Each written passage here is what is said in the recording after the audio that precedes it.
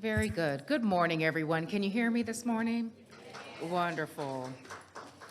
I am grateful that you are here for our Board of Commissioners zoning hearing this November 18th, 2025. At the top of this meeting, we will have an invocation brought by Alan Martin. He is the Executive Director of Operations with First Baptist Church of Powder Springs. After the invocation, I will lead us in the Pledge of Allegiance.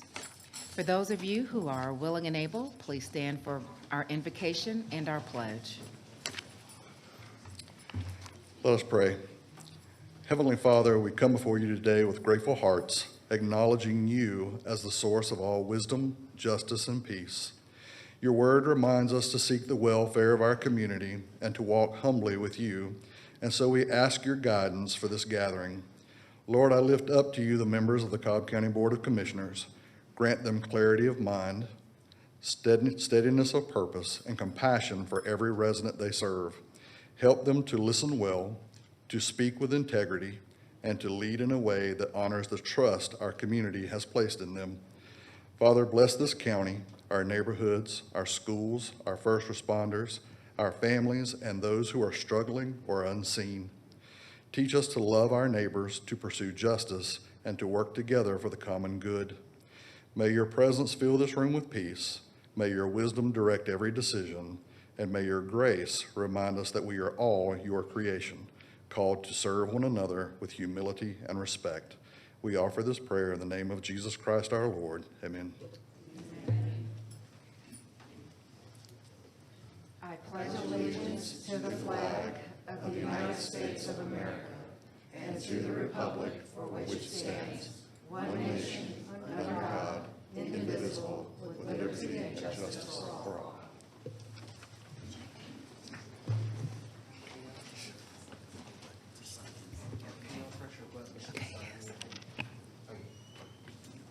Okay, everyone needs to press their yes button to sign in.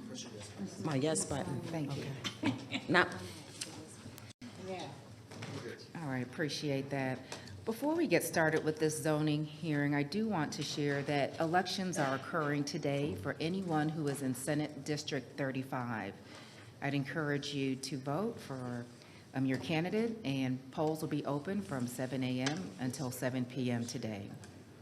With that, I'm going to turn things over to our zoning manager, John Peterson, and he is going to walk us through today's agenda.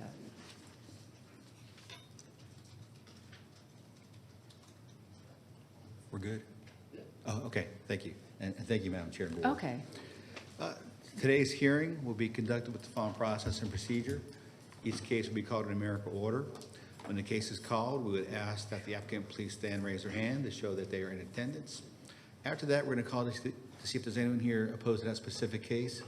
We would also ask that the opposition please stand and raise their hand so they can be counted for the official record. After that, both sides will be asked to come forward to be sworn in. The applicant will testify first, and then the opposition, if any, will testify second. It's important to note that each side only gets 10 minutes to state their case or concerns. There's not a rebuttal process, and there's not a process to reserve your time. So please convey all your information to the board within your 10-minute time period. Additionally, if there's more than one person wishing to speak on an issue, you may want to coordinate with each other about what you're going to talk about, because each side only gets 10 minutes, and you don't want to cover the same information over and over. After both sides have had their 10-minute presentation period, the board will start to discuss the case at hand. From the discussion, they may ask one or more speakers to come back to the front for additional comments or questions. At that point, the board will make a decision to either approve, deny, hold, or continue the matter at hand. There are 3 cases on today's printed agenda which have been withdrawn without prejudice, and these cases will not be heard.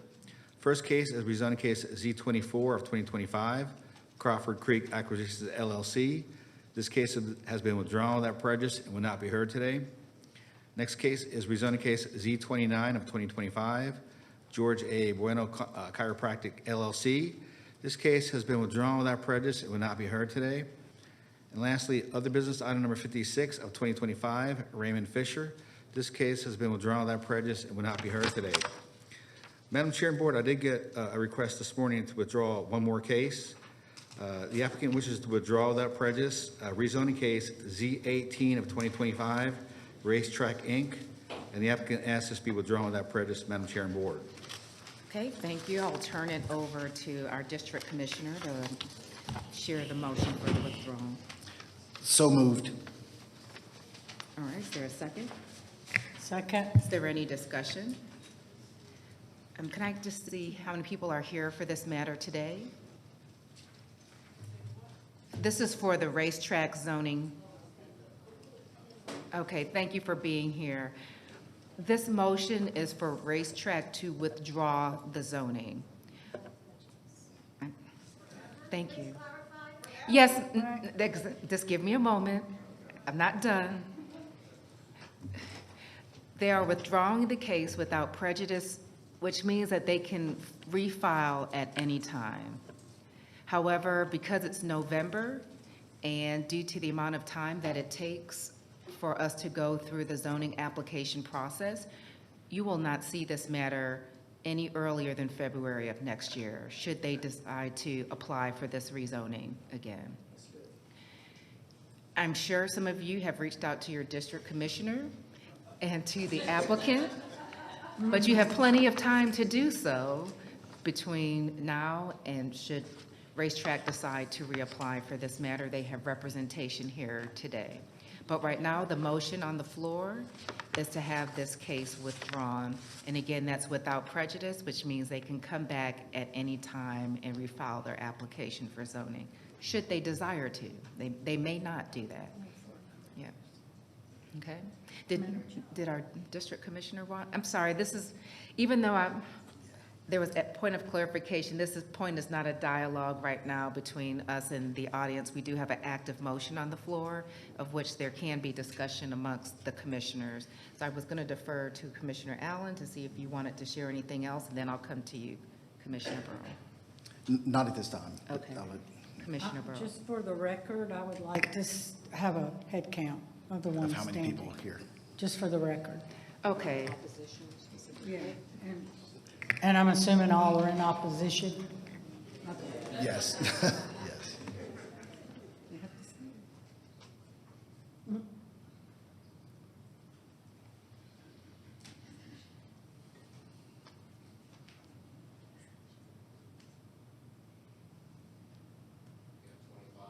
Okay. Okay, let the record show there's 25 people here opposed to rezoning case Z18. We still have an active motion on the floor, and just for parity, I just want to see if there's a show of hands for those. You may have a seat. If there's anyone who's here in support of the application, I'd like to get that on the record as well. Okay, thank you. I'm not seeing any here in support. Okay, we have a motion and a second. Are there any more comments or questions regarding this matter? We'll call the question. The motion carries 5-0. Those of you who are here as a part of that matter, you're free to leave at this time. It will not be discussed any further in this hearing, unless you just want to watch zoning hearing. You can do that too.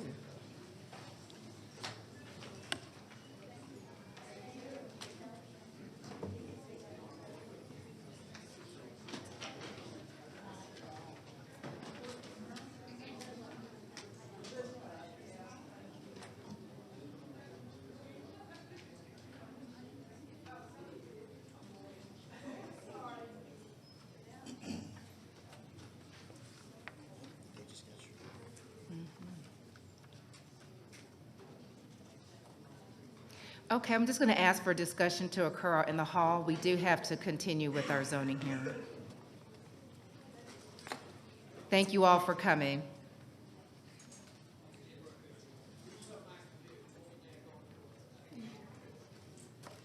All right, John, I'm going to turn it back over to you to continue walking through the agenda. Thank you. Okay, there are a number of cases on today's agenda which also have been continued, and these cases will not be heard today. First case is rezoning case Z2 of 2024, Flournoy Development Group LLC. This case was continued by the staff until the December 2nd, 2025 Planning Commission zoning hearing. So Z2 of 2024 will not be heard today. Rezoning case Z26 of 2025, Scott Moore. This case was held by the Planning Commission until the December 2nd, 2025 Planning Commission zoning hearing. So Z26 of 2025 will not be heard today. Rezoning case Z27 of 2025, Knight Partners LLC. This case was continued by the staff until the December 2nd, 2025 Planning Commission zoning hearing. So Z27 of 2025 will not be heard today. LUP 37 of 2025, Eddie Ramos. This case was held by the Planning Commission until the December 2nd, 2025 Planning Commission zoning hearing. So LUP 37 of 2025 will not be heard today. LUP 38 of 2025, Jose Chavez. This case was held by the Planning Commission until the December 2nd, 2025 Planning Commission zoning hearing. So LUP 38 of 2025 will not be heard today. LUP 42 of 2025, Jose Santos Mahano. This case was held by the Planning Commission until the December 2nd, 2025 Planning Commission zoning hearing. So LUP 42 of 2025 will not be heard today. LUP 44 of 2025, Modelia L. Alvarez. This case was held by the Planning Commission until the December 2nd, 2025 Planning Commission zoning hearing. So LUP 44 of 2025 will not be heard today. And finally, other business item number 60 of 2025, Lennar Georgia LLC. This case was continued by the staff until the December 16th, 2025 Board of Commissioners zoning hearing. So other business item number 60 of 2025 will not be heard today. Madam Chair and Board, I did get a request also this morning to ask the Board to continue other business item number 51, BRKI LLC, until your December 16th zoning hearing. There's a little bit more work that needs to be done on it. Okay, Commissioner Burrow. Thank you. Motion to continue OB 51 to the December 16th zoning hearing. Second. All right, are there any comments or questions? Was there anyone here for other business item 51 for BRKI LLC? Okay. Again, do you understand the motion that's before us? Okay, let's see by nods. Thank you. All right, with that, if there are no comments or questions, I will call the question. The motion carries 5-0. Okay, and before we begin the consent agenda, I just have two more announcements. I would like to ask the people in today's audience, if you have a cell phone, please turn your cell phones off. When the phones ring, it does interfere with the broadcast and the presentations. And I want to remind applicants, opposition, or any interested party that information is due to this board the Wednesday prior to this hearing. Any information submitted after the Wednesday due date may or may not be considered by the board at their discretion. And with that, Madam Chair and Board, I'm ready to start the consent agenda. Thank you, John. Please go right ahead. Cobb County Board of Commissioners zoning hearing consent agenda for November 18th, 2025. First case on consent is rezoning case Z23 of 2025, President Business LLC. Request rezoning from GC to LI for a medical equipment maintenance and repair facility in land lot 157 of the 16th District. The property is located on the south side of Fowler Circle, the east side of Kent Road, and the north side of Pine Mill Drive, and the west side of Winford Drive. The Planning Commission recommends approval of Z23 to the LI zoning district, subject to the following conditions. Number one, revised site plan received by the zoning division on September 4th, 2025, with the district commissioner approving minor modifications. Number two, no outdoor storage or outdoor displays of merchandise. Number three, office warehouse use only for the medical equipment repair facility. Number four, planning division comments and recommendations. Number five, water and sewer division comments and recommendations. Number six, fire department comments and recommendations. Number seven, stormwater management division comments and recommendations. Number eight, revised Department of Transportation comments and recommendations dated November 3rd, 2025. Number nine, site plan review comments and recommendations. And number 10, no hazardous materials that require a special land use permit permitted on the property. The applicant is present. Is there anyone here opposed to rezoning case Z23? Let the record show there's no one opposed. Rezoning case Z28 of 2025, Roswell Lodge number 165, free and accepted Masons. Request a rezoning from NRC to O&I for a charitable club and organization and retail sales in land lot 107 of the 16th District. The property is located on the south side of Sandy Plains Road, west of Alabama Road. The Planning Commission recommends deletion of Z28 to the NRC zoning district, subject to the following conditions. Number one, use of the property for clubs and lodges, non-commercial, for this applicant only, and neighborhood retail uses. Number two, applicant to install indoor maintain a 6-foot solid wooden privacy fence along the residential zoning districts. Number three, fire department comments and recommendations. Number four, stormwater management division comments and recommendations. Number five, water and sewer division comments and recommendations. And number six, Department of Transportation comments and recommendations. Is the applicant present? Yes. Applicant is here. Is there anyone here opposed to rezoning case Z28? Let the record show there's no one opposed. LEP 45 of 2025, L. Frank Shirley, requests a temporary land use permit renewal for equipment storage for a contractor business in land lot 22 of the 20th District. The property is located on the northwesterly side of Wade Green Road, north of Hickory Grove Road. The Planning Commission recommends approval of lot 45 for 12 months, subject to the following conditions. Number one, time given to the applicant to prepare and submit plans to redevelop the property and seek a long-term zoning as needed. Number two, property to be kept substantially clear and clean. Number three, at any given time, not more than 15 vehicles, which are trailers, trucks, cabs, and pieces of heavy construction equipment, are to be kept overnight on the property. Is the applicant present? The applicant is here. Is there anyone here opposed to LEP 45?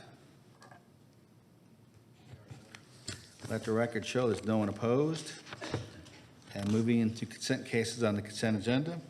First item we're going to hear today is other business item number 55 of 2025, which is to consider amending the stipulations for Irma V. Palacios regarding rezoning application Z55 of 2024.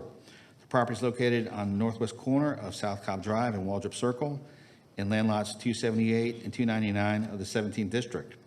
Staff recommends approval, subject to the following conditions.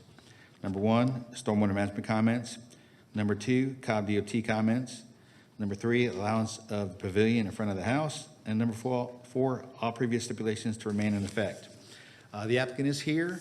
Is there anyone here opposed to other business item number 55? Let the record show there's no one opposed. Other business item number 58 of 2025 is to consider a reduction of lot size from 30,000 square feet per lot to 28,801 square feet for lot 1 and 29,286 square feet for lot 2 for Soto Properties LLC. The property is located on the northeasterly side of Honeysuckle Lane, west of Spring Hill Road, in land lot 771 of the 17th District. Staff recommends approval, subject to the following conditions.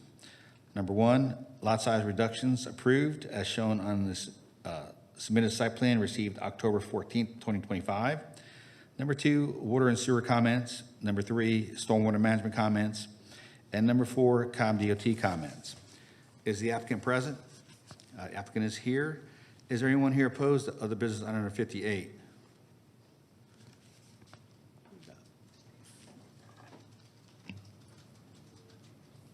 Five? Okay, there's 5 people opposed, Madam Chair and Board, so we'll pull 58 off the consent agenda and put it into regular order. Thank you. All right. Other business item number 59 of 2025 is consider a site plan amendment for Cedar Crest Church, Inc. regarding rezoning application Z64 of 2006. The property is located on the east side of Cobb Parkway, north of Autry Church Road, in land lots 36 and 37 of the 20th District. Staff recommends approval, subject to the following conditions. Number one, site plan received October 14th, 2025. Number two, stormwater management comments. Number three, water and sewer comments. Number four, fire department comments. Number five, Cobb DOT comments. And number six, all previous stipulations not in conflict remain in effect. The applicant is here. Is there anyone here opposed to other business item number 59? Let the record show there's no one opposed. Other business item number 61 of 2025 is consider a site plan amendment for Andy Saylor regarding rezoning application Z16 of 2005. The property is located at the northwest intersection of Canton Road and Blackwell Lane and on the south side of Fairview Drive in land lot 588 of the 16th District. Staff recommends approval, subject to number one, site plan received October 15th, 2025. Number two, stormwater management comments. Number 3, water and sewer comments. Number 4, fire department comments. Number 5, Cobb DOT comments. And number 6, all previous stipulations not in conflict remain in effect. Is the applicant present? Is the applicant here for other business number 61? Is anyone here opposed to this case? Madam Chair and Board, the applicant is not present and there's no one opposed. Would the board wish just to keep this one on consent? I'll defer to the district commissioner. Well, yes, since there's no opposition and he's not here, but could we call him and just see why he's not here, or if he is coming later, or? Yes, we can give him a call. Okay.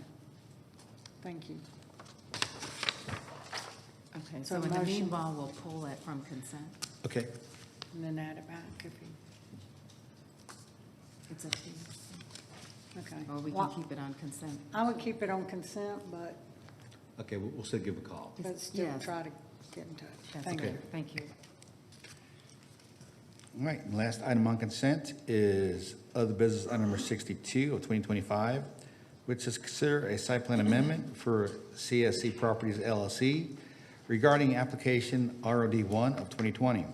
The property is located on the east side of Sandy Plains Road, north of East Piedmont Road, in land lot 596 of the 16th District. Staff recommends approval, subject to number 1, fire department comments, number 2, Cobb DOT comments, number 3, stormwater management comments, number 4, pole sign to be removed and a new monument-based sign to be constructed, and number 5, all previous stipulations not in conflict to remain in effect. Is the applicant present? Applicant's not here for this one either. Is there anyone here opposed to other business item number 62? Madam Chair and Board, there's Okay. no one opposed, and the applicant is not present for this case also. Deferring to Commissioner Burrow again. I would keep it on consent. Okay. And again, try to call and see why they're not here. Okay. Can we ask if they're free? Okay, is it, Is the applicant here for other business item number 62 of 2025? Okay. Okay, thank you. applicant is present. Right on time. Okay. So you've already read into the record? Okay. Yes. And Madam Chair and Board, I think Commissioner Sheffield would like to add one more case to consent. Okay. Go ahead, Commissioner. Okay, thank you. I would like to add OB 53 to consent, but John, let me ask for staff recommendations before I add conditions. Okay, let me go ahead and read that one into the Okay, record. okay. Okay, other business item 53 of 2025 is to consider a site plan, is to consider a stipulation amendment for Alexander Victor Badilla for property located on the northeast side of Austell Powder Springs Road, south of Fur Road, in land lot 1054 of the 19th District. The applicant is present. Is there anyone here opposed to other business item 53? There is no one opposed, Madam Chair and Board, and the staff would recommend that the board approve the request, subject to site plan contained in the other business packet, and all staff comments also contained in the other business packet, with all remaining stipulations not in conflict to remain in effect.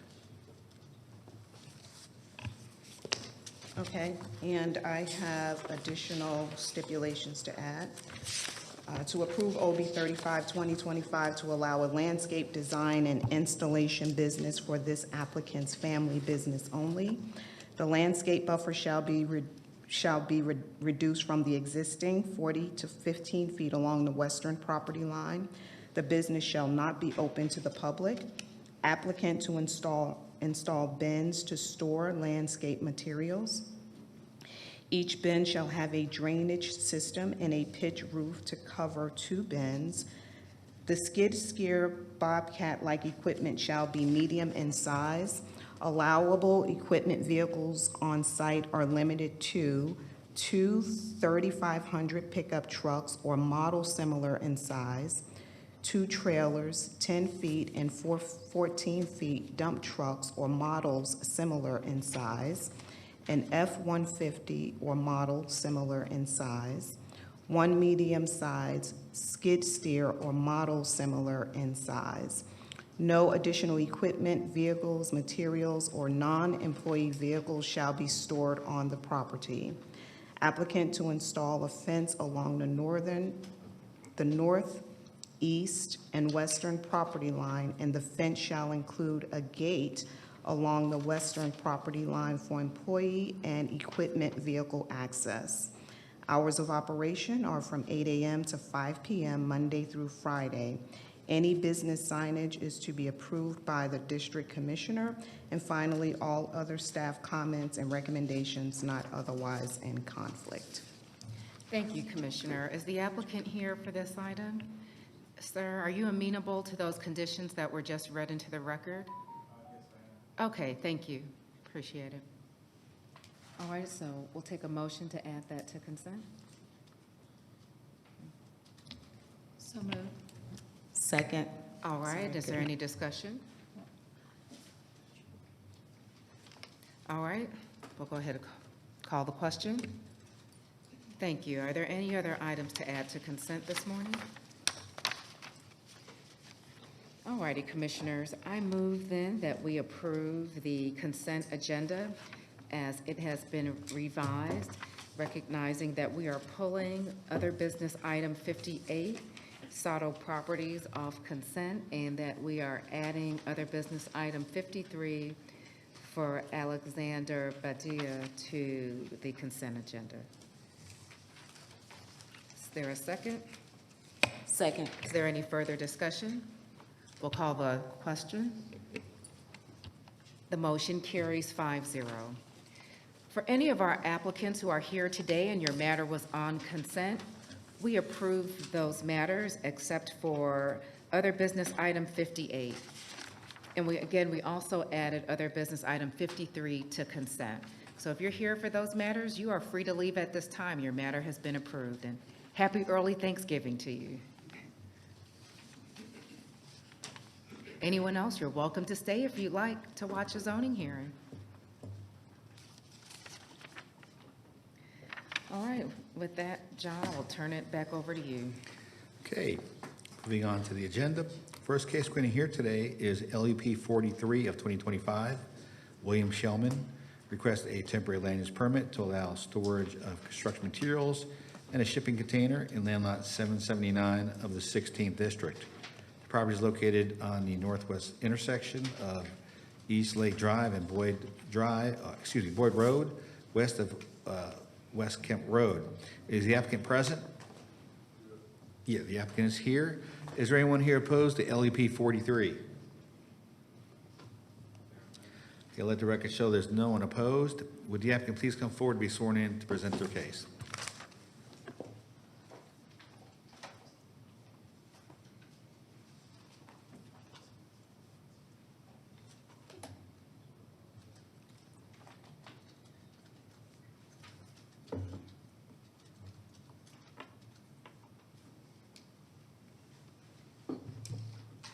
Good morning. Good morning. You're free to present. Just ask that you state your name at the beginning. I'm William Shellman. I've lived in the neighborhood for 42 years. This is a home I've owned for about 14 of those years. I own the apartments where the storage, the construction material is stored. There was, in the last presentation here, they had indicated that those materials have been down there the whole time. The container's been down there, but I've been adding the construction materials to build the addition on my retirement home there. I've owned 3 homes in that area, and so I've been in the neighborhood for a long time. I'm just trying to finish up this retirement home that my wife wants, and I'm reluctantly building. At any rate, I should be done. I would like to get 12 months, but they said 6 months, but I'll be eating away at those materials as I go along. But I do this myself, so it's a bit arduous. So I'd love to have 12 months, but I've always made improvements. Those apartments I've had for 25 years, I've totally improved. The home I lived in for nearly 40 years, I've improved in the neighborhood. So my goal is to finish this and completely retire. So I sure would like a little bit longer, but if that's not granted, so be it. Thank you, sir. Appreciate your you. presentation today. Again, since there's no one in opposition, I'm going to turn it over to our district commissioner. And I don't know if you have any immediate questions for him to stay up here, or if you'd like for him to be seated. You can be seated, and we'll call you back up if we have any additional questions. Thank you.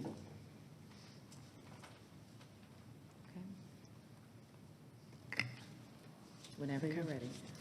Yes, okay, so this is a result of code enforcement violations, and although Yulisa could not be here today, she did, for the record, send some pictures and the reports for the code enforcement. So I definitely need to enter those for the record. Also, at Planning Commission, I believe, there was work being done on other homes, but now the applicant is concentrating on his addition, and this is not suitable for a business. So I guess I do need to call the applicant back up to make sure he understands what he has to comply with.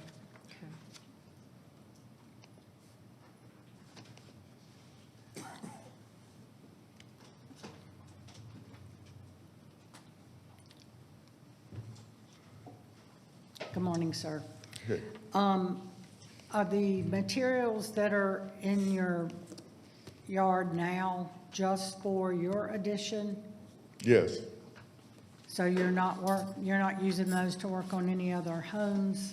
the home that I finished was on Latimer over here. I own 3 houses off of the square, and I've renovated 2 so far, but none of those materials.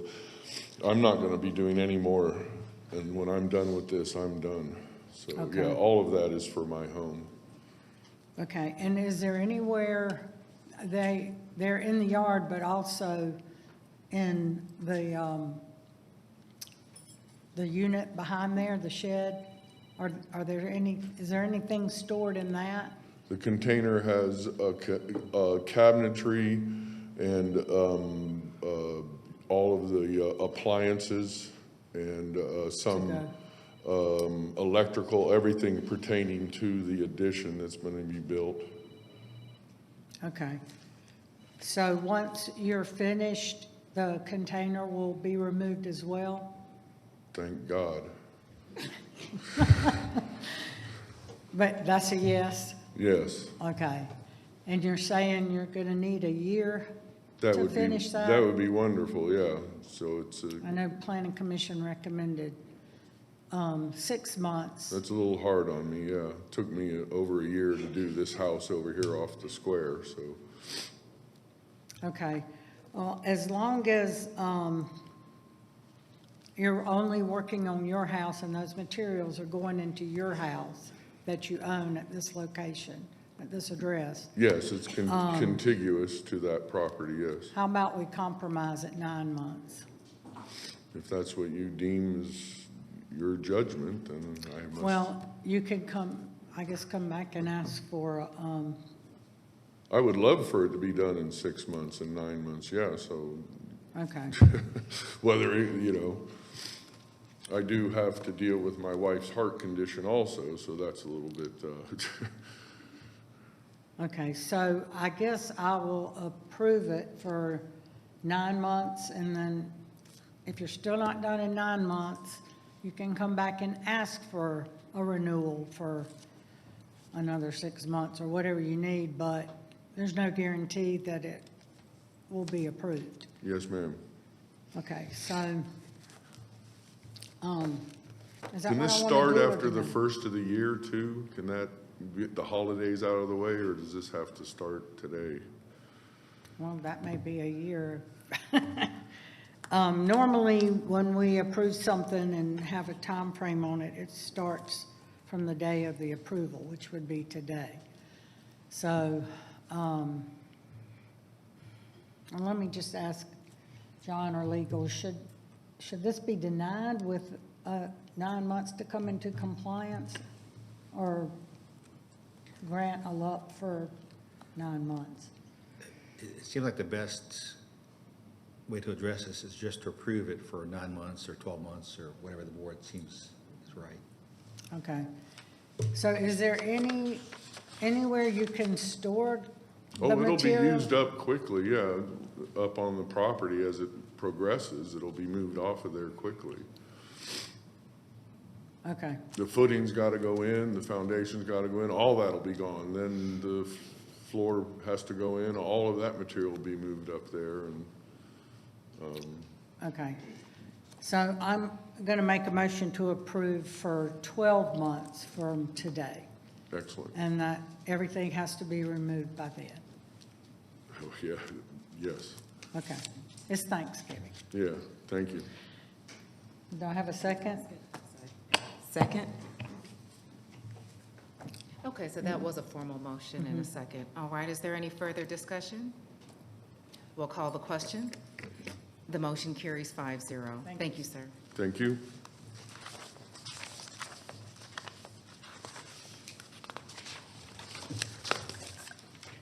Okay, next item is other business item number 57 of 2025, which is to consider a reduction of public road frontage from 75 feet per tract to 0 feet for tract 2 and 0 feet for tract 3 for Trailside Equities LLC. The property is located on the south side of Wesley Chapel Road, south of Bluffy Drive, in land lots 320, 321, and 328 of the 16th district. Is the applicant present? Let the record show the applicant is here. Is there anyone here opposed of the business item number 57? We got 3. Okay, let the record show there's 3 people opposed. All those who wish to address the board, either for or against, please come forward to be sworn in.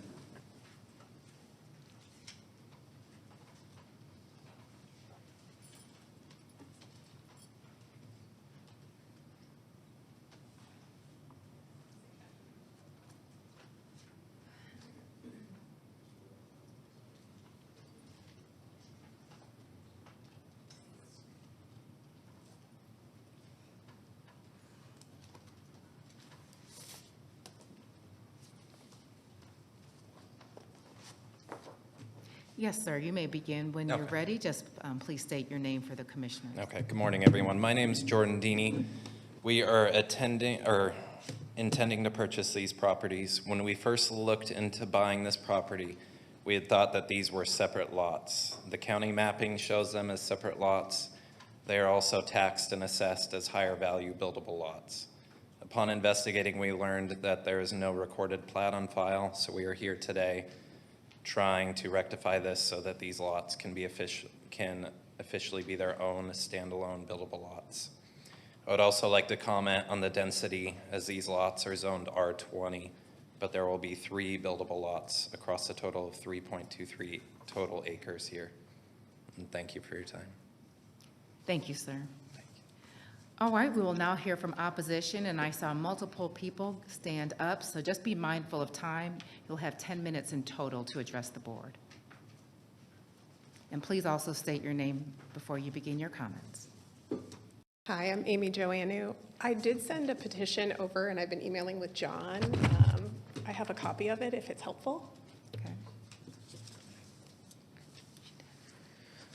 I don't know. All right, good morning. My name is Amy Joannou. I live immediately next to the property on Wesley Chapel Road. I'm here on behalf of Chapel Hill Estates residents who signed the petition. There's 9 signatures on that document. We sent this petition with photos and our incident history on November 2nd, but those concerns are not reflected in the current recommendations from the staff. We also tried to follow the process, but the applicant's contact information was redacted when the staff forwarded the inquiry. And our certification notification letter was never delivered. John did show that the post office did send it, but we never got it, and we are directly adjacent to the property. The short stretch of Wesley Chapel is a blind curve with limited sight distance and no shoulder. It has a long documented pattern of vehicles losing control. At our entrance, just feet before the proposed shared driveway for 3 houses, we've had a fence and a brick column hit, multiple mailboxes striked, many near misses, and that's just in our neighborhood. There's certainly been ones across the street. In March of 2023, fire trucks were swerving to avoid a turning vehicle on that same curve and ripped out those 3 mailboxes, concrete and all. Those photos are part of the petition. These are highly trained emergency vehicle responders on that road, and even they struggle to navigate that section safely. And a reminder, there are bus stops there as well. Our own neighborhood entrance has a shared entrance for 3 homes. We're not opposed to shared access at all. This issue is that both our entrance and the proposed one sit at the same restricted visibility hazard zone in an area that also has 2 active school bus stops, one at our driveway and one directly across the street, which just adds more turning, stopping, and pedestrian activity in a location with almost no shoulder and limited sight distance. The staff recommendation focuses primarily on verifying the minimum 390-foot sight distance requirement, but these minimum standards don't really reflect how the road actually functions with the blind curve, the crest, and the lack of shoulder, bus activity, and repeated loss of vehicle control, including incidents involving trained responders. Just a couple weeks ago, a postman hit our mailbox again for like the 3rd time, and we've moved them back trying to help this out. We're not asking for this necessary to be denied. We're asking for a deferral and a more complete safety review before allowing 3 homes to share a driveway in a location that already has demonstrated repeated document safety problems. Thank you. Thank you. Are there any other speakers? And you have a balance of 7 minutes on the clock.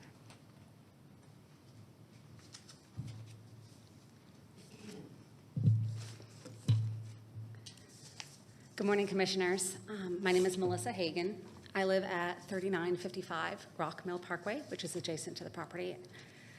I'm asking you to oppose this case because these 2 parcels form a very central wildlife corridor between 2 much larger woodland habitats.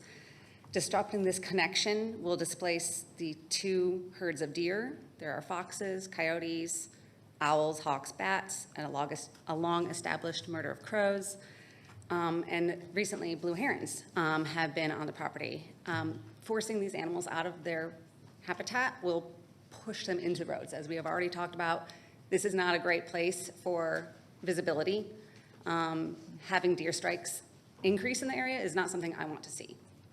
For the past 13 years, my family and I have personally been cleaning debris in the litter from around this creek area. To restore its health. It was filthy. There were so many things just polluting the space. Because we've been able to restore its health and seeing it being remained undisturbed, we've watched many species return back to the area, including multiple salamanders, which are federally protected. They like to breed underneath the flat rocks in the creek. With their eggs up underneath there. So it's hard to see, but they are there. And in the last 2 years, we have noticed great blue herons on the property as well. They are actively using that creek as a foraging zone. They are federally protected under the Migratory Bird Treaty Act, meaning that their habitat, their nests, and their feeding areas cannot be disturbed. Any sedimentation, light intrusion, or hydraulical change caused by this development could violate that federal protection. The development threatens all of this through habitat loss, fragmentation, light pollution, runoff, and erosion. These impacts conflict with Cobb County Code Chapter 50, Chapter 134, and the Georgia Erosion and Sedimentation Act. Is Cobb County so desperate to squeeze 2 more $1 million homes that we're not even building them adjacent to roads anymore? I respectfully ask the board to deny or to table case OB 57 until full environmental, hydraulical, wildlife, and lighting studies are completed. Once this corridor is gone, it cannot be replaced. Thank you. Thank you. And just want to check, okay? You have a balance of about 5 minutes on the clock. I'm so sorry. I have a formal objection letter here as well.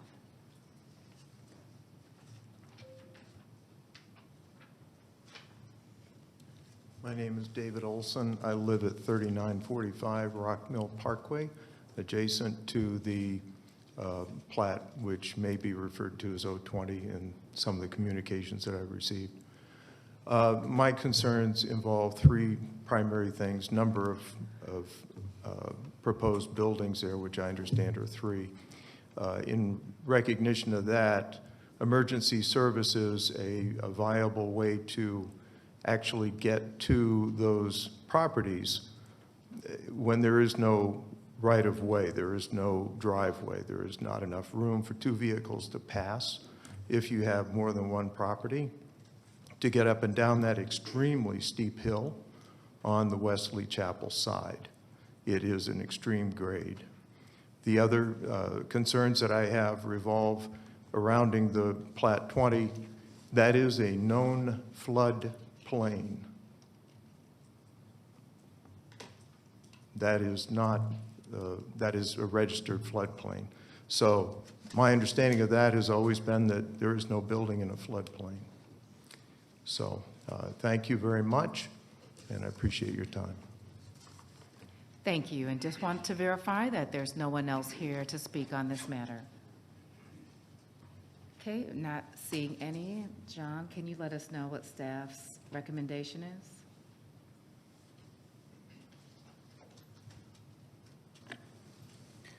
Yes, staff's recommendation, Madam Chair and Board, was to approve the request, subject to, let's see here.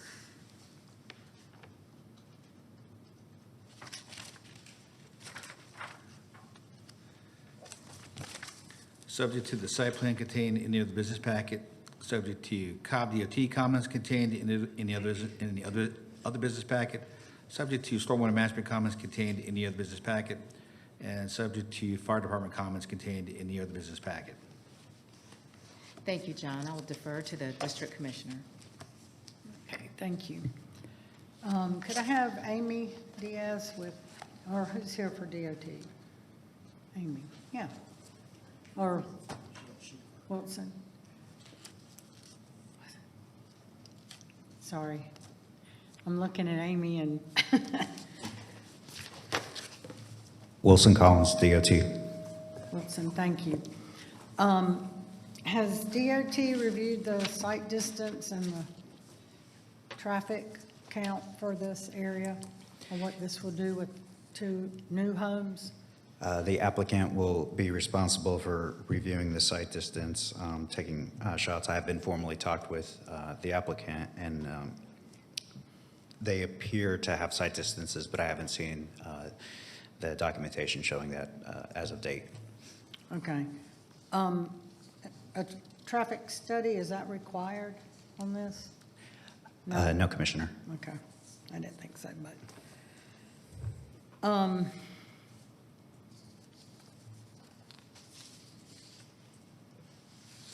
Okay, I think that's all I was going to ask you, but I do need stormwater. Thank you, sir.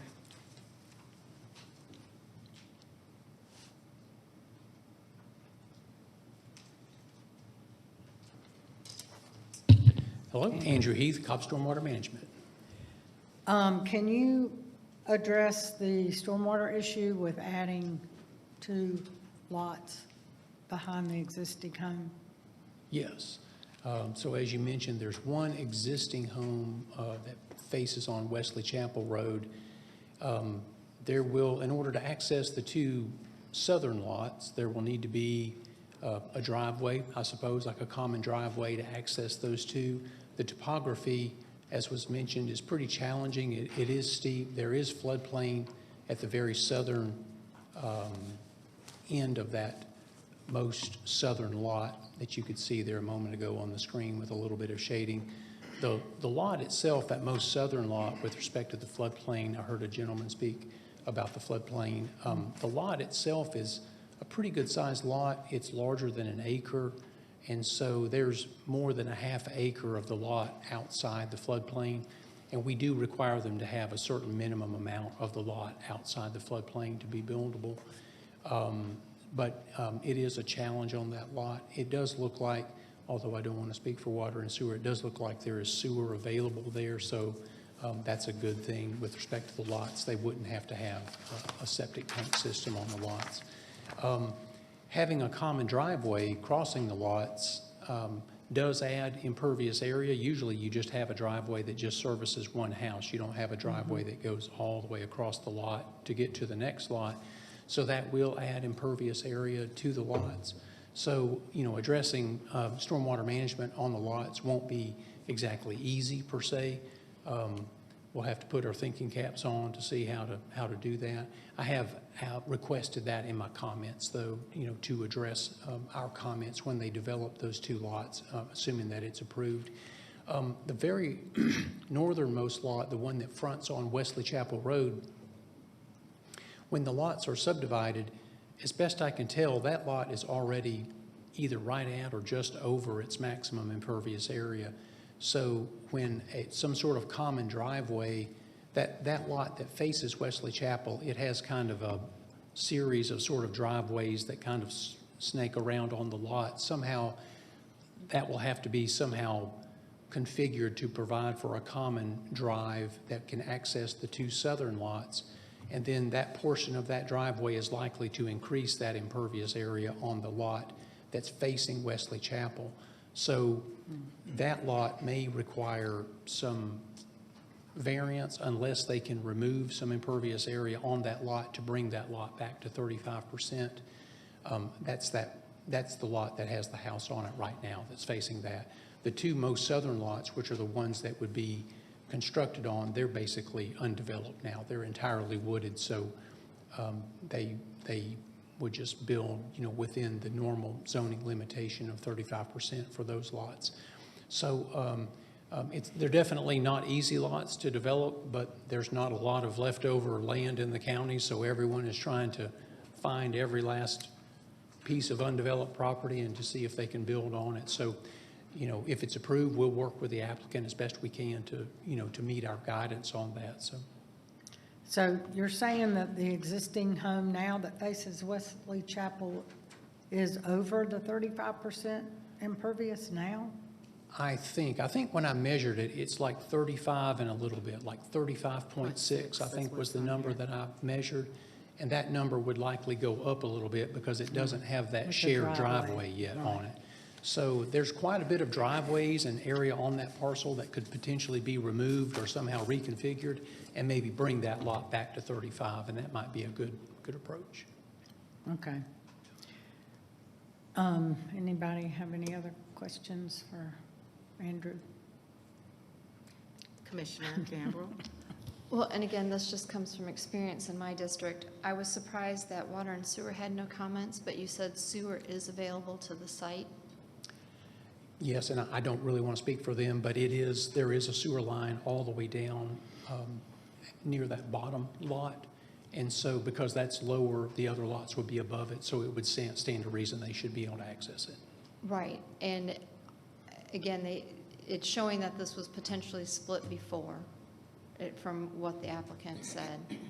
So was one of the conditions that was put on it when it was originally split, if it was, that they had to connect to sewer prior to the lot split being recorded? Yeah, it's, to my knowledge, and I haven't done the full legal research on it, but I don't believe there's actually been a plat submitted for the lot split. I think it's possible, and maybe the county attorney can speak to that, but I think it's possible if I were a landowner, I can actually just create a legal description and a deed, and then I could sell that property to you, but it was never actually formally platted. So it's never actually been through the county's approval process, you might say. And so I think that's probably how those three lots were created. So I guess the most immediate answer to your question is I don't think it's ever actually come through for a plat review where the county's ever had the opportunity to say connect to sewer or do this or do that or whatever. So in that case, Commissioner Brull, I just ask if you go to approve this, then with the condition that they must connect to sewer.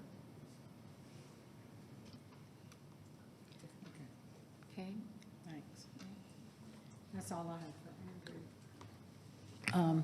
I do need Jeff to come up from Fire Marshal. Isn't that Jeff? No? Is he Jeff? Yeah. No. Jeff Berg, Cobb County Fire. I was like, that's Jeff, come up.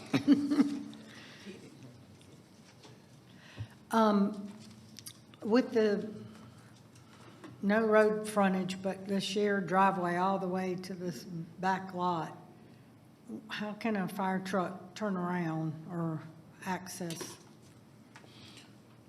the second and third lot? Well, the second, Residential, I'm sorry. Residential homes are allowed to have 1,000 foot of driveway before being required to provide a turnaround. So do they need to provide a turnaround? When I did it's hard to tell because there's no home on there, but when I kind of measured from the right of way to approximately back, down through there, it seemed like it would be not a problem, less than 1,000 foot. But again, since there's no house on there to see where it's going to be sit, it's hard to tell. Okay. Well, that's a safety issue for if you ever had to go. Okay, that's all I was gonna try to clarify. Commissioner Gamble also has a question. And again, based on experience in my district. So given that this is approximately, well, more than 500 feet, would they have to also run a fire hydrant up closer to the properties in the rear? And then would they meet the required flow or pressure requirements since it's going uphill? Fire hydrants would need to be within 500 foot of the front of the home, so. And given the elevation, would they have the pressure to meet the requirements for the fire department? I'm unable to answer that, but with our trucks, we do provide, we are pumped. We have pumps to, add to the pressure that a hydrant would have. And that would all be required during plan review? As far as if they meet the distance, the 500 feet, and where they would put it, where they would need it to go? Yes. Okay. Oh, well, the pressure, I don't know how to determine that. Yeah, I appreciate where the questions are going, but there are so many lots here in Cobb County similarly figured with multiple homes on the same driveway and on steep inclines. Just in my neighborhood, I know I've been to many neighborhoods in East Cobb, have seen similar configuration. There would be a much bigger problem than this just one parcel if we cannot run fire there. I would be curious to know how we are providing coverage to all of these other parcels similarly situated. Typically, houses that are beyond the hose pull from a fire hydrant require a modified sprinkler system, like a residential sprinkler system off of the domestic line. Okay. And so that's like a trade-off. Since they can't have one thing, then we require another safety feature. Okay. And that's typically how that is done. Okay, thank you for sharing. Again, I appreciate the questions. It's my presumption that we have done this before, and so we have the ability to do this again. Else, there would be many other parcels in the county that would require additional review post this hearing if this would be problematic, because it would be problematic for those existing homes as well. Thank you, Jeff. Can the applicant come back up?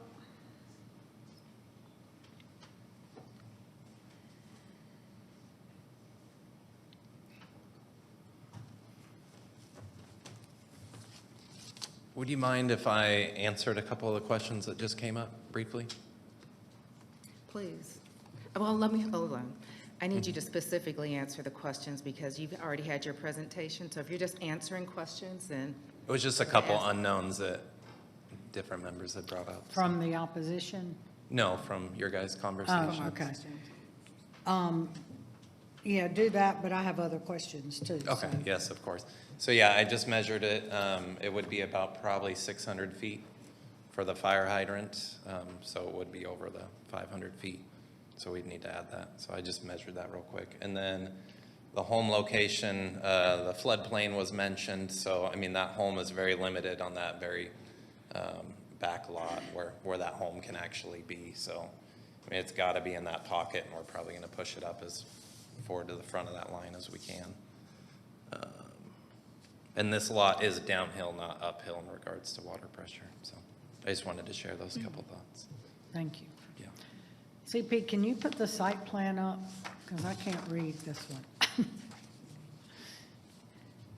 one. My question is, this is currently R20, and you're keeping it R20, but I need to make sure that the 2 additional lots are a minimum of 20,000 square feet. Yes, And ma'am, they are. the back lot, excluding the floodplain area, the lot is 20,000 square feet. You're asking if the area outside of the floodplain is 20,000 square feet? I don't have the answer to that exactly. Something said 18,000 was one of them, from what I could read. I don't see the lot sizes on this unless they're on the legend. So they should be listed on the lot, so that very southern lot is 1.03 acres.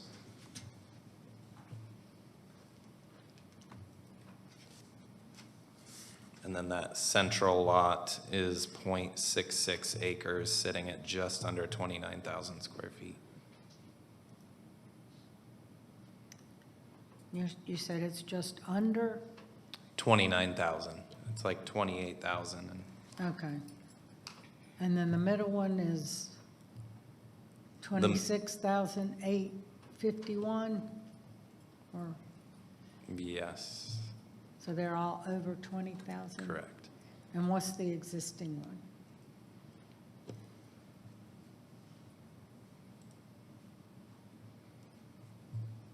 That's about an acre and a half.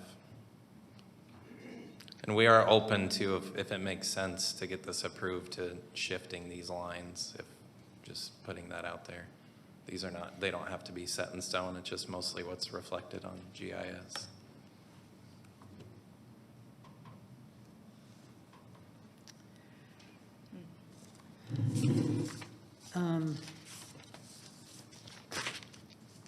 Okay, I think this needs some more work. We definitely need to consider the fire access, sewer, hookup, and placement of the fire hydrants, and also the lot sizes, but they all have to be a maximum of 35% impervious. Correct. Per yeah. lot. Well, we should be well under that, yeah. Well, from stormwater, the existing lot is just over 35. Well, except for that one, sorry. That's where we can shift the lines and try to work with that to make that property And then you meet have to those. take into consideration the driveway too. A shared driveway would increase the impervious on that first lot too. Yes, ma'am. So maybe, and then the other issues from the traffic and site distance and access, I'd like DOT to meet with you and kind of see what improvements need to be made there too. So I'd like to hold this till the December 16th meeting and come back, and once you've met with staff, but also the neighbors that are in opposition that border this. And then I had another letter that made some good points from an adjacent neighbor in Chimney Lakes. So, and I'll submit that for the record. I don't think he could be here today. So my motion would be to hold this till the December 16th BOC zoning hearing. Okay. I'll second it. I do have a question for staff. Or maybe our county attorney. This is 3 separate residential lots today. Correct. Okay, so with that, do each of the, well, a lot doesn't have a right. Is there a right for use of each of those lots that are constitutional in nature? If the applicant could prove that the lots were those dimensions prior to our adoption of our zoning code in 1972, then they would be grandfathered. But we could not find a plat or a deed that showed that. Okay, so what is indicating that there are 3 separate lots today? It's shown on GIS as 3 separate lots, and I think tax records show it as 3 separate lots. Okay, so we would presume that property taxes are being paid on each of the lots. Yes, so if you look at the GIS on the screen right now, it's shown, the orange lines are the property lines. So it's currently 3 separate lots. And we just don't know how it got to be 3 separate lots because we cannot find the original deed or plat that made them 3 separate lots. So there may not be any tax records, let's say in the courts, that there are 3 separate lots? Well, there's going to be some tax records, some deed records, Madam Chair, but I'm not skilled enough to go over there and find them because they're that old. You know, the deeds that we can find online go back to 1977. All the deeds prior to 1977 are all paper deeds in the deed record room. You have to do some research on those. Are you telling me there's a possibility then, if those records do not exist, that we would not run into any constitutional challenges should we not allow development on one of these parcels as it is zoned? The applicant has not raised any constitutional challenges as to the zoning. I'm not of the asking about him raising it. I'm just wondering generally. I'm just concerned about, is there a right to develop on this lot because it's on these 3 lots because there are 3 individual lots? Is there a constitutional right for that to occur? You know, as far as my opinion goes, Madam Chair, until he can provide a deed prior to 1972 that shows these lots in these dimensions, then there is no right to develop these lots. Okay. Okay. I just want to be certain of that as we deliberate this. Commissioner Burrow? Also, all 3 lots have the same name for the owner. It's all owned by Mary Brown. Ellen Brown. That's right. So they are separate, 3 separate lots now Correct. and zoned R20. And they're all owned by Brown. Okay. So, Yeah, I don't know if that, I don't know how much that may impact the constitutional right associated with each individual parcel. But I appreciate you sharing your perspective. Bill, I know you've been tacit. Can you help also provide some clarity on this? Well, a lot of this goes back to the applicant, when the applicant has to be able to prove to the board, and it's up to him to be able to figure out what those qualifications are to be able to assert such a claim. At this point, he hasn't done that, and so I reserve all rights for the board to be able to protect themselves based upon what the application ultimately winds up being. He has some direction today, and he has some ideas about what he might be able to want to do to be able to present those claims. Okay, so the applicant has to prove that these were separated prior to zoning to be grandfathered in. Correct. Else the board has the ability to deny zoning on any one of these additional parcels. Correct. Okay, all right, thank you, just needed that clarity. All right, thank you. There's a motion and a second. Is there any further discussion? We'll call the question. The motion carries 5-0. Thank you, sir. All right, thank you. Thank you.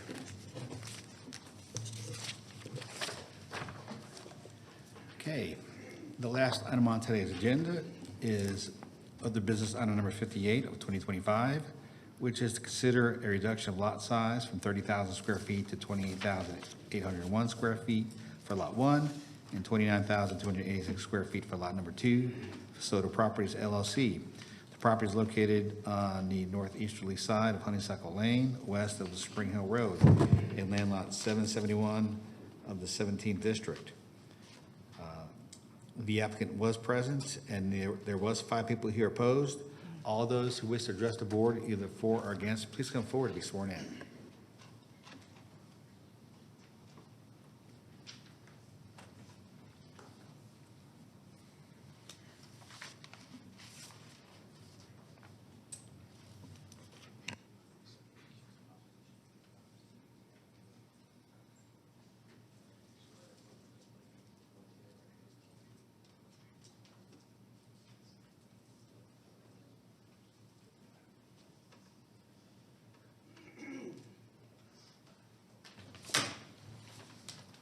Good morning. Good morning. If you can hold for just one moment, sir. Okay. Thank you.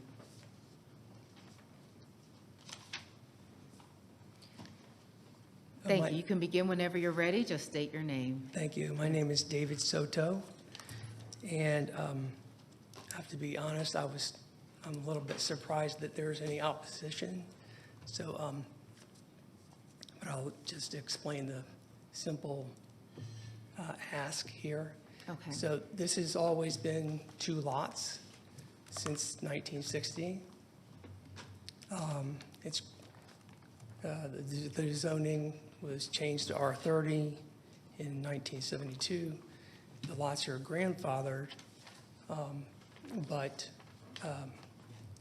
to move forward in putting homes on these lots, I'm requesting that we reduce the R30, which is 30,000 square feet, down to a very slight reduction to 28,800 for one and 29,000 for the other. Okay. Because the total of the 2 lots comes out to like 58,000, very close, or 58.8, something like that. So very close to the 60,000 for both lots. The only other thing I would mention is that the original dividing line between the 2 lots is, if you look at the survey I provided, it shows the original lot split. And I guess we don't have it up there, but it's the dividing line makes both lots sort of like pizza slices. And so I'm simply just trying to have the lots split evenly instead of pie-shaped. Because the way it is now, one lot would have a huge front yard and no backyard, and the other one would be the opposite. And that's really all I'm trying to do is, I've been a resident of this area in Vining Heights since 1987, and have done numerous, almost really kind of devoted my adult life to improving the neighborhood in the area because I love it so much. I was 27 when I moved into Vining Heights, and I've been there quite a long time now. So that's really all I'm trying to do here. Thank you, sir. Appreciate it. Thank you. We'll now hear from those in opposition. There were multiple people who stood up. Please note you have 10 minutes in total to speak, so just ask that you be mindful of other speakers as you're presenting. There is a clock that's on the dais that you can refer to, and ask that each one state their name prior to speaking, please. Hi, Commissioners. My name is Sean Davis. So I'm a resident of Honeysuckle. I am on 2321 there. My concern here primarily revolves around stormwater issues that we've had on the street going back several years. This was a street that was originally developed in the early 60s. All of the stormwater on the street gets collected into one central basin that junctions in front of my property and my neighbor's property here, Miss Berry. And there's been a pattern of just more intensity on the street, rezoning, less impervious space. This culminated in 2023 where, we had a pretty big storm event, and as a part of the development going on in the street and less impervious space, that junction box that you see there, that's the red and, the yellow and black, blew out, ended up flooding my house and had to be replaced at, our expense because, like I said, this goes back to the early 60s. It seems like one of these developments where it's like all the stormwater is private stormwater. So this is a really big pipe that runs underneath my property, continues underground, runs underneath the street behind our house, and it eventually goes into a creek. So basically, it's this stormwater infrastructure that's being maintained by me and my neighbor. It's serving dozens and dozens of houses in this community, and I'm really just concerned with the ongoing intensity with contributing to more and more stormwater, and eventually that could end up affecting lots of residents and could affect me and my neighbors personally. Thank you. We'll take our next speaker. I have the same concern. The house, when we coming from Spring Hill Road to Honeysuckle Lane, to lower section of Honeysuckle Lane is almost 80, 90 feet drop. That road is so slippery and so slow. And this house located in the worst part of the Honeysuckle Lane, on the curve, which is very hard to see oncoming car from top of the Honeysuckle Lane. My concern is how we can manage the waters and how we can open the two driveway here. That's very, very sharp. It's very hard to get in and get out the way it is. And how we can manage this, I don't see any civil engineering work here to showing detention pond. It needs require detention pond. It needs to require maybe barrier wall to stop all this water coming to there. Because I'm exactly on front of him. And this all is going to be really cause a lot of issue for our house. Because they built the house on the top of the hill last couple of years. All the mud, everything was coming here to my property and their property. This is only for greed. It doesn't live here. I'm a builder. I'm a civil engineer. I got my PhD. I don't want the builder coming over there for money. They do that. That's really wrong. The way it is paying $600,000 for it. It can spend $300,000 to $400,000, and they can sell that house for $1.6, $1.7 million. Why he has to divide it to two lots? And we have to suffer for this. We live over there. I've been living over there for the last 25 years. Thank you. Thank you. Chair, I don't think he gave his name. I'm not sure if I didn't understand or didn't, yeah, I think it was unclear. Sir, do you mind stating your name again for the record? Say your name. My name is Raymond, last name Behtadnia. Okay, thank you. Thank you. Thank you. I'm Kim Berry, and I'm next two doors down at 2331. I'm the box that was blown out in 2023, the catch basin. It cost us $3,000 to put it out because it was like a foot outside the right-of-way that Cobb County would maintain. So we had to fix that, put a new box in to handle all the flow of water that's coming down the hill. The main concern with this lot is it is on the steepest part of that ridge, and I've got a topographical map with me to show you the steepness of the grade. It's getting harder to climb it, as we've been there 22 years, and it used to be no problem walking up that hill, but it's getting a little heavier. It's steep. And this lot is right where that grade is the steepest on the hill. They just developed two more houses. They took an acre lot just north of us. They did some spot zoning and put two homes up on the corner of Spring Hill Road and Honeysuckle, and they built, it's at least over 10-foot retaining wall there, and then they filled in the natural depressions and made a lot level enough to put 2 houses. That's exactly what he'll have to do if he's going to put 2 houses on that lot. He'll have to build another 10 to 20-foot wall there next to Igor's driveway in order to backfill that, where there's now a natural depression that's catching the water. We're talking about increasing the flow of water down that hill. There's no way you're going to redirect it. It's now going down that driveway. Water is coming off of those 2 hills that are 2 houses up at the top and flows. Yeah, they put the retaining wall there, but the water goes on around and comes down the driveway to get to the street. And then it comes down the street where it was about 2 inches deep, coming all the way across the driveway, the road. This 1960 drainage system is not accommodating the development when we're turning lots into 2. So I've got all this information. I was going to read it, but I'm going to just pass it back to you. You'll have the pictures, the topographical map, and the picture of yeah, that's the same one. Oh, can you put this up here? Put that up there. I've got one that's better, but I'm going to give y'all all pictures. I'm sorry, I'm nervous. I'm shaking. It's cold in here, then it's hot. It's just, some of it's me. Okay, but I did print everything up, and my concern is this particular lot. I mean, I imagine that's what happened in 2023 when we had a heavy rain. So that's what it looks like when the county does stormwater management.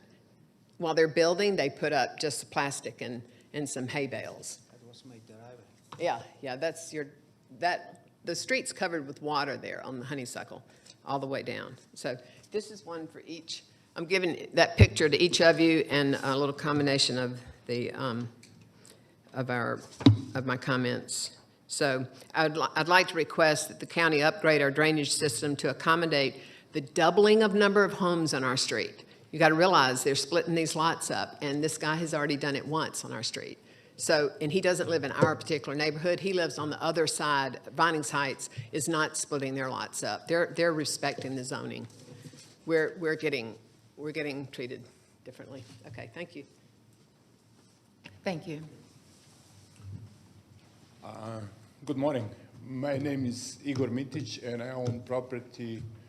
The address is 2341 Honeysuckle Lane, and I have 2 concerns: stormwater, and then my second concern is by dividing the property into 2, there's going to have to be some type of grading involved, and I would not like to end up looking at 15-foot wall right next to my property or the home that I own. Okay. So if that can be addressed, I'm not opposed to it, but I'm assuming we need a good plan, or they need a good plan how to do it. Thank you. Thank you. Are there any other comments? Thank you. Ma'am, you're going to have to come back on the mic. There's a balance of 2 minutes, so you have time. Right. This is my first time I've heard that that's been grandfathered in as 2 lots, so I'd like to see proof of that. I mean, Okay. that's news to me, so. Okay. Thank you. Are there any other comments? All right, thank you. All right. John, can you let us know what staff's recommendation is? Yes, Madam Chair. Staff would recommend the board approve the request, subject to the lot size reductions as shown on the site plan received October 14, 2025, water and sewer comments, stormwater management comments, and Cobb DOT comments. Thank you, John. I'll turn things over to our district. Thank you. My first question is to what was alluded to last, but John, can you confirm, because it looked like on the GIS map, it's only 1 lot? Yes, when this was platted originally in 1960, it was 2 lots.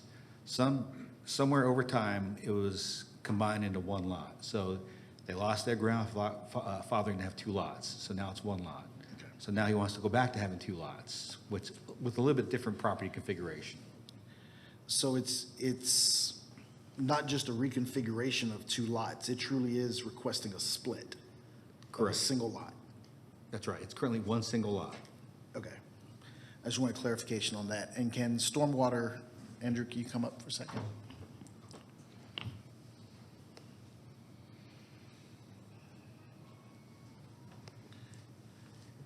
Andrew Heath, Cobb Stormwater Management.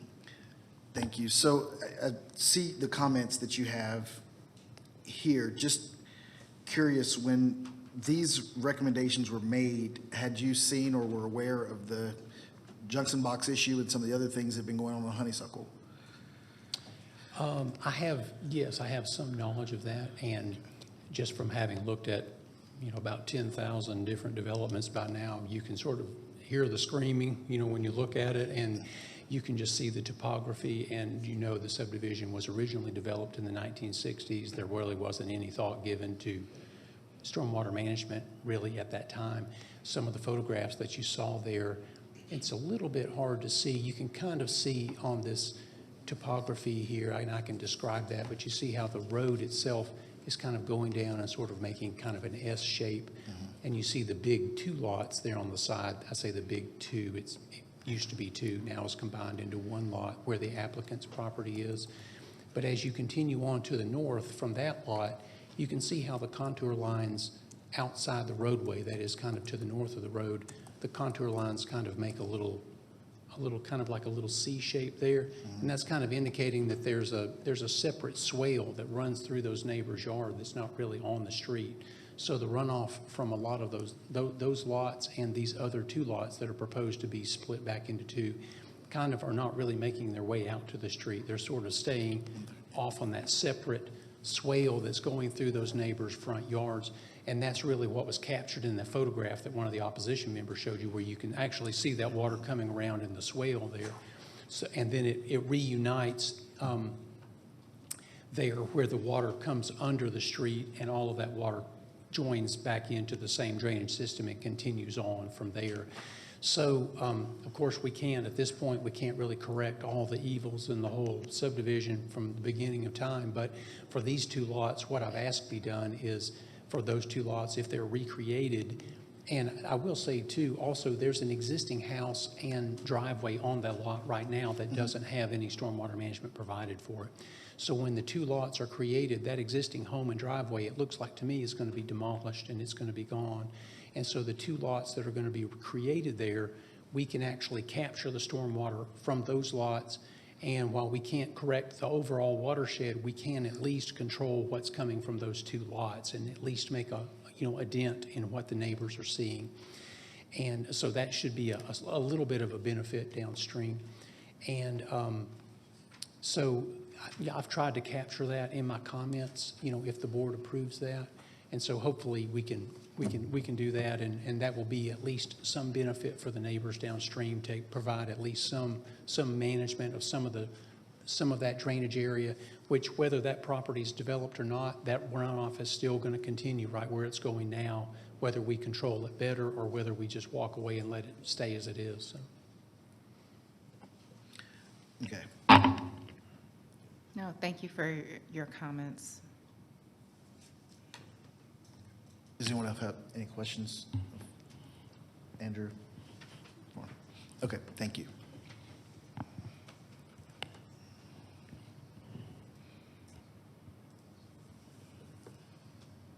Just give me 1 second.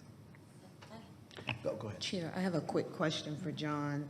John, with the proposed reduction, will the impervious surface be exceeded, or will it still meet the requirement? They would be required to meet the 35-foot maximum for the impervious surface. And at this point, we don't know what that might be. It's unknown for right now, Commissioner Sheffield, but, if the board adopts this subject to stormwater comments, he's got to install detention for both lots. So the downstream neighbors should see a reduction in stormwater than an increase. Okay, thank you. And I'm sorry, Andrew, if you can come back up for 1 more second. I just...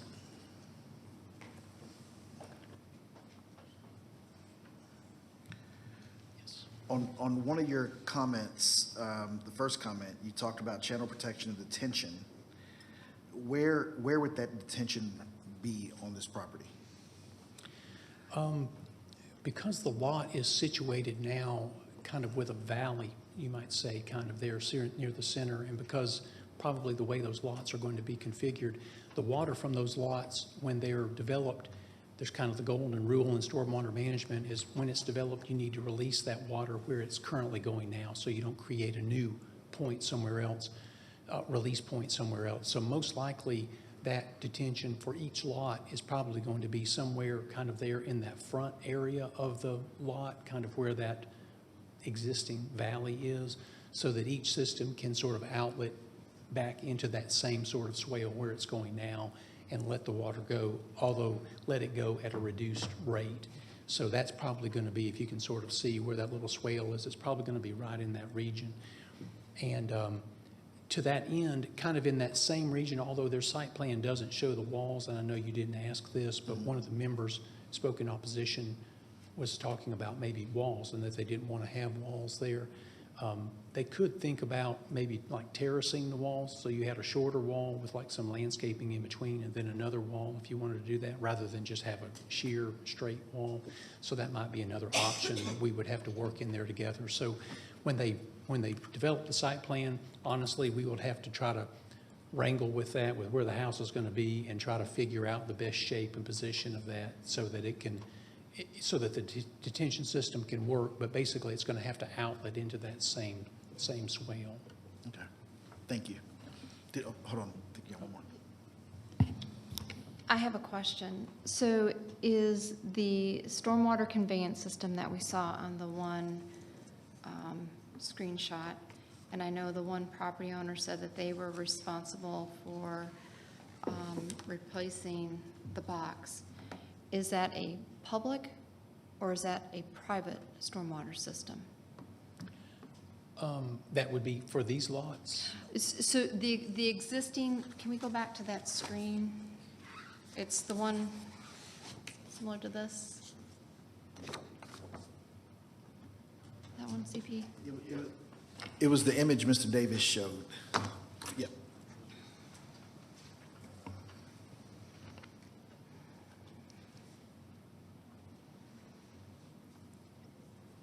So my question is this a public stormwater system or a private stormwater system? Yeah, it's probably a little combination of both. Typically, the pipe system, and I don't want to speak for DOT, but typically the way the county approaches it, if the pipe system is within the DOT-owned right-of-way, then that's county-owned property, and the county would definitely, maintain that system. The portions of the pipe system that are outside the county right-of-way would depend on what the final plat shows, and if there is an easement and dedication language on the plat that was dedicating that maintenance to us.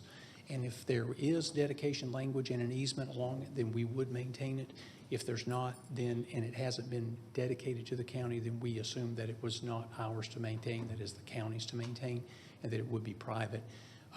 This plat was, I believe, filed in 1960, John, correct me if I'm wrong. And I don't have it in front of me right now, but that's probably what came up, I would bet, with the homeowners that were downstream, is that there probably wasn't easement and dedication language on the plat.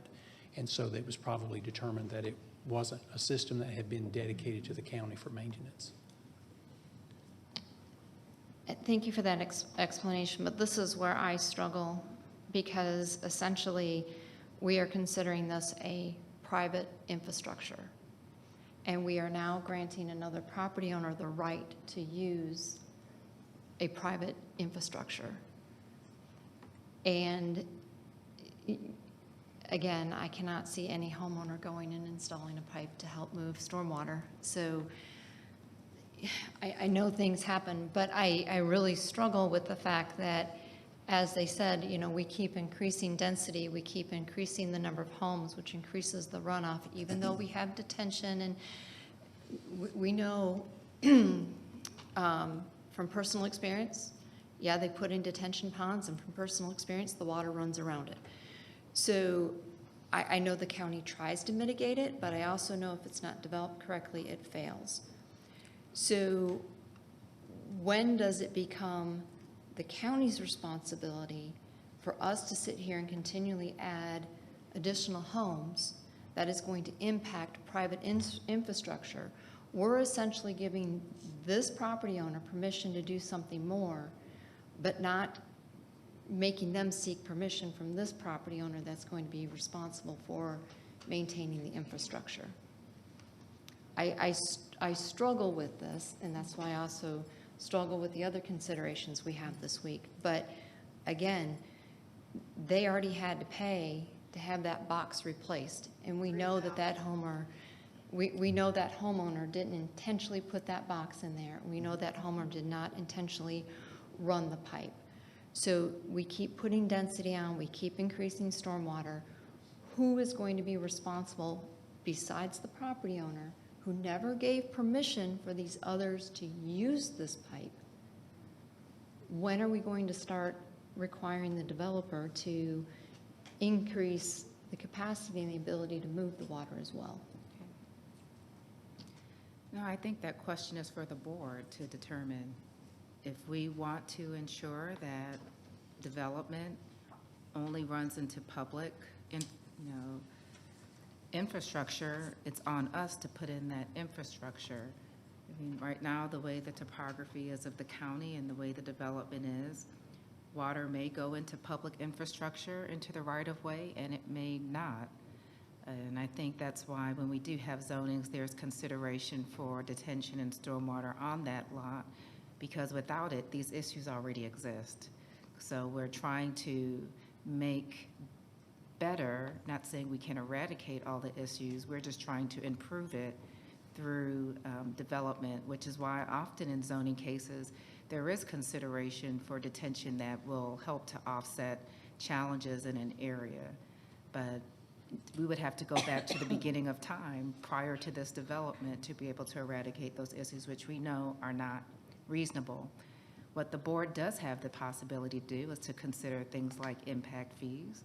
The board has the possibility to consider regional detention, but that's on us to, we're asking the question to ourselves. So if we would like to take that up and have a stormwater assessment to see what public infrastructure this county can put in place, that is something that we can do. What we do know is that Cobb County continues to grow. It has grown from its beginning of time. And when you have an attractive county, it will grow. But what we can do to offset that growth so it isn't adding more pain to those who are here is, again, something that we're responsible for. I would just say for this zoning, putting in something helps to get you somewhere where you aren't today. Not doing anything keeps you in the same circumstance. You know, hearing the concerns of the neighbors, I think beyond this zoning, whether or not it's approved or not, there may be opportunity to work with staff to see if there's anything that can be done. I'm unsure because these issues are a challenge, and thank you for sharing them with us to see what you're experiencing. I'd also have to share that their homes are also creating challenges. It's not just this development. If you look at the topography throughout that entire neighborhood, their homes are similarly situated, creating problems for their own neighbors as they are situated, and they live there. And again, they may not have known this moving in, but the reality is every home that is there that is on that very challenging topography map that we saw is contributing to the problems of that community. And at least for this development, there's opportunity to put in something to help alleviate that is not on the other parcels. Yeah, Commissioner Sheffield. Just have a quick question of clarification for Andrew. You mentioned that the stormwater system, it's part public and part private. Did you mention that earlier? Within the overall subdivision, yes. Okay, but you can't determine that based on the image that's on the screen, what's public and what's private? I mean, partially, definitely, as I say, those portions that are within the county-owned roadway, that's definitely going to be county-maintained. Mm-hmm. When it's outside the right-of-way, then, and it's on individual lots, then it could be potentially county-owned or maybe not. And sometimes we see that's a mixture where over time, maybe there was one pipe system that was actually installed and dedicated, and then over time, maybe a homeowner 20 years ago, because this was done in the 1960s, so maybe in the 1980s, somebody said, oh, I could benefit from having a pipe here, and they just installed their own pipe. And so then we look at it today, and then we see some pipes that are not shown on the plat that are private, maybe some that are shown on the plat that we would consider to be public and county maintained. So it's probably kind of a mixture in honesty. Okay, thank you. All right, thank you. I don't disagree that development can be a net positive. I also don't feel comfortable that we've gotten to a point to where we understand what the true positive would be.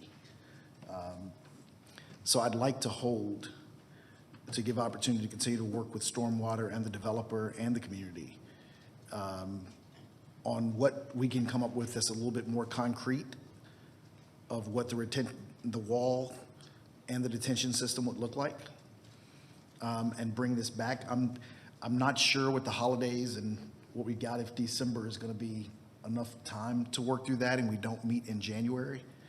So unfortunately, my motion would be to hold until February 17th, 2026. Second.